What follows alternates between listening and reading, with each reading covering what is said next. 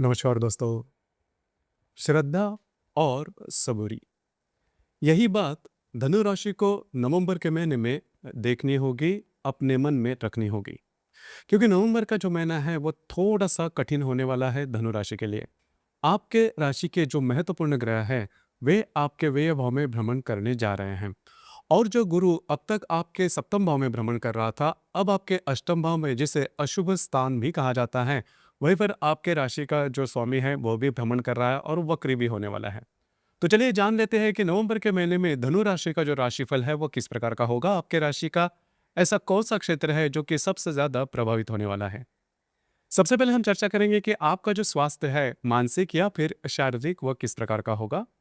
जैसे कि आपके राशि का जो स्वामी है गुरु, जो कि आपके अष्टम भाव में भ्रमण कर रहा है दिनांक 12 तारीख के बाद, यह जो गुरु है वो वक्री होने वाला है। राशि का नंबर 1 का अशुभ फलदायी ग्रह है शुक्र, जो कि आपके दशम, 11वें और 12वें स्थान में भ्रमण करने जा रहा है। तो सबसे पहले हम चर्चा करेंगे कि इस महीने में जो आपका जो स्वास्थ्य है, थोड़ा सा मानसिक जो स्वास्थ्य है वो थोड़ा सा बिगड़ा हुआ नजर आएगा। मतलब थोड़ा ज़्यादा स्ट्रेस देखा जा सकता है। इसके पहले अगर आपने कहीं पर से पैसे लिए हैं या फिर किसी लाइबिलिटीज़ में अगर आप हो, तो उससे उससे जो रिलेटेड जो स्ट्रेस है वो थोड़े ज़्यादा देखे जा सकते हैं। किसी भी प्रकार के महत्वपूर्ण काम की शुरुआत नवंबर के महीने में बिल्कुल भी नहीं करना। आपके जो अंदाज है वो चूक सकते हैं, ध्यान रखिए। उसी प्रकार आपके जो वैवाहिक जोड़ीदार है उनके साथ भी जो बातें हैं वो थोड़ी बहुत स्ट्रेस में देखी जा सकती है। तो खास करके इस महीने में किसी भी प्रकार के महत्वपूर्ण निर्णय किसी भी क्षेत्र से जुड़े हुए क्यों न हो, बिल्कुल भी नहीं लेना। उस प्रकार आपका जो आर्थिक स्तर है उसके बारे में अगर कहा जाए, तो राशि का जो धनेश है शनि, जो कि आपके चतुर्थ भाव में भ्रमण कर रहा है, वक्री था। 28 नवंबर के बाद यह मार्गस्थ होने जा रहा है। राशि का सबसे महत्वपूर्ण ग्रह मंगल, जो कि आपके व्यय भाव में संपूर्ण महीना भ्रमण कर रहा है। उसी प्रकार राशि का जो लाभेश है शुक्र, यह भी आपके दशम, लाभ और आपके व्यय भाव में भ्रमण करने जा रहा है। तो यहाँ पर इस संपूर्ण महीने में आपके जो खर्चे हैं उस पर थोड़ा नियंत्रण रखना होगा। अनवांटेड जो खर्चे हैं वो ज़्यादा हो सकते हैं। आपके घर के जो लोग हैं उनके लिए भी कुछ खर्चे करने पड़ सकते हैं, लेकिन अनवांटेड जो खर्चे हैं वो काफ़ी ज़्यादा हो सकते हैं। बस आपको इसी के ऊपर थोड़ा सा ध्यान देना होगा। उसी प्रकार अगर आप शेयर मार्केट में ट्रेड करते हो तो बिल्कुल भी बड़े ट्रेड इस महीने में नहीं करना। आपके जो अंदाज है वो पूरे के पूरे चूक सकते हैं, ध्यान रखिए।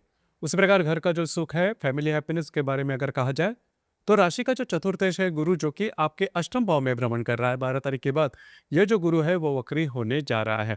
तो खास करके घर के जो लोग हैं उनके स्वास्थ्य के बारे में ध्यान देना होगा। घर के जो बड़े बुजुर्ग रहेंगे उनके स्वास्थ्य की जो समस्या है वो थोड़ी ज़्यादा बढ़ सकती है। उसका जो प्रभाव है वह आपके मानसिकता पर देखा जाएगा। तो ये जो महीना है वो थोड़ा आपके लिए टेस्टिंग पीरियड साबित होने वाला है। उसी प्रकार अगर आप किसी के रिलेशनशिप में है या फिर जो लव लाइफ है इसके बारे में कहा जाए, तो राशि का जो पंचमेश है मंगल, जो कि आपके व्यय भाव में भ्रमण करेगा संपूर्ण महीना स्वयं की राशि में। तो अगर आप किसी के रिलेशनशिप में हैं वहां पर जो बातें हैं वो ठीक देखी नहीं जाएगी। उसी प्रकार तू में वाली बातें या फिर जो बातें हैं वो थोड़ी एक्सट्रीम या फिर ब्रेकअप तक भी पहुंच सकती है। तो ध्यान रखिए, आपको थोड़ा सा एडजस्ट करना चाहिए। हालांकि आपकी राशि में एडजस्टमेंट वाली जो बात है वो थोड़ी कम होती है, लेकिन इन चीज़ों पर अगर ध्यान देते हो तो कोई भी जो बात है वो एक्सट्रीम पर नहीं जाएगी। उसी प्रकार जो गर्भवती महिलाएं हैं, खास करके धनु राशि की जो गर्भवती महिलाएं हैं, उन्होंने खुद के स्वास्थ्य के बारे में ध्यान देना बहुत ही ज्यादा आवश्यक होगा। स्वास्थ्य की जो समस्या है वो ज्यादा सामने आ सकती है, तुरंत डॉक्टर इलाज करना आवश्यक होगा। जो विद्यार्थी वर्ग है उनके लिए भी जो समय है वो ठीक नहीं चल रहा है। मतलब आप जो भी एफर्ट लोगे उसके जो रिजल्ट्स है जैसा आप चाहते हो वैसे मिलने की संभावना थोड़ी कम दिखाई दे रही है। तो थोड़ा सा इसके बारे में ध्यान रखना आवश्यक होगा। इसी प्रकार अगर आप विवाहित हो तो आपकी जो वैवाहिक जोड़ीदार है उनके बारे में, उनके स्वास्थ्य के बारे में थोड़ा ध्यान देना होगा। उनके स्वास्थ्य की जो समस्याएं हैं वो थोड़ी ज़्यादा बढ़ सकती है। अगर पहले से ही स्वास्थ्य की किसी समस्या से वे पीड़ित है तो उसकी जो बातें हैं वो थोड़ी से ज़्यादा कॉम्प्लिकेटेड हो सकती है। राशि का जो सप्तमेश है बुध, जो कि वक्री है, आपके व्यय भाव से आपके लाभ भाव में भ्रमण करने जा रहा है। तो सबसे महत्वपूर्ण बात, वैवाहिक जीवन का जो मामला है उसमें जो बातें हैं वो कॉम्प्लिकेटेड देखी जा सकती है। इसी प्रकार कार्य क्षेत्र के बारे में अगर कहा जाए, तो राशि का जो दशमेश या फिर जो कर्मेश है बुध, जो कि आपके व्यय भाव से आपके लाभ भाव में भ्रमण करेगा। इस महीने में जो भी आपका करियर है उससे रिलेटेड किसी भी प्रकार के महत्वपूर्ण निर्णय, चाहे छोटे हो या बड़े, बिल्कुल भी नहीं लेना। आपकी जो अंदाज है वो चूक सकता है। डॉक्यूमेंट्स से रिलेटेड किसी भी प्रकार के काम बिल्कुल भी नहीं करना।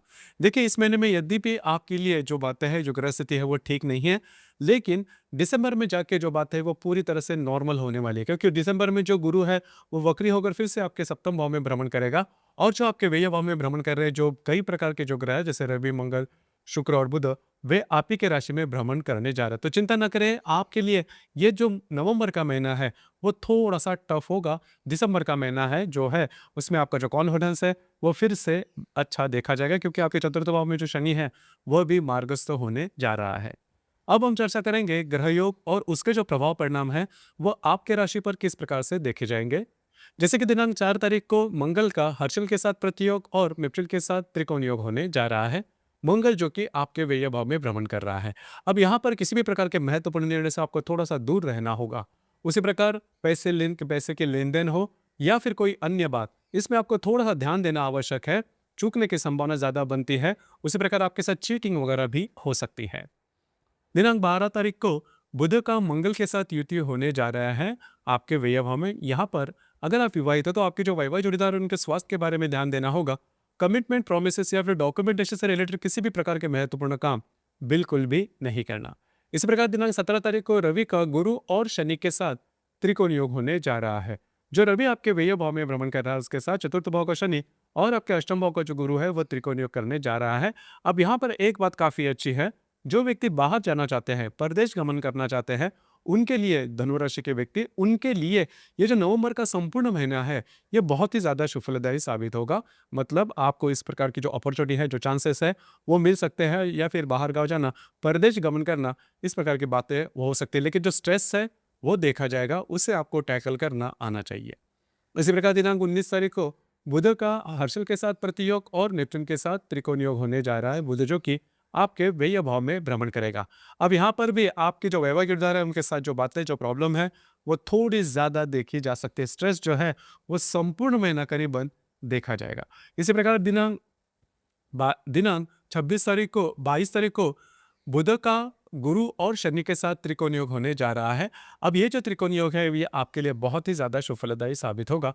खास करके जो आपके जो रुके हुए काम है वो बनते हुए नजर आएंगे। आपके जो वैवाहिक जोड़ीदार है उनके साथ कहीं बाहर घूमना फिरना हो सकता है। दिनांक 26 तारीख को शुक्र का गुरु और शनि के साथ त्रिकोण योग होने जा रहा है। शुक्र जो कि आपके व्यय भाव में भ्रमण कर रहा है, तो खास करके यहाँ पर आपको कुछ अनपेक्षित लाभ वगैरह मिल सकते हैं, ऐसे लाभ जिसके बारे में आपने सोचा नहीं था। उसी प्रकार इस महीने के अंत में 30 तारीख को शुक्र का नेपच्यून के साथ त्रिकोण योग और हर्षल के साथ प्रतियोग होने जा रहा है। स्वास्थ्य की छोटी मोटी समस्या इन दिनों में देखी जा सकती है। इस महीने की जो पूर्णिमा है वो 5 तारीख को है और जो अमावस है वो 20 तारीख को है। अमावस और पूर्णिमा के दिन रवि चंद्र का जो आकर्षण होता है पृथ्वी के प्रति वो काफी ज्यादा पाया जाता है। इस वजह से हमारी जो भावनाएं होती है वो काफी ज्यादा तीव्रतम होती है। और भावनाएं यदि आपकी तीव्रतम होगी, आप ज्यादा इमोशनल होगे, तो आपके जो निर्णय है वो चूक सकते हैं। खास करके नवंबर के महीने में इसी के ऊपर थोड़ा सा ध्यान देना आवश्यक होगा।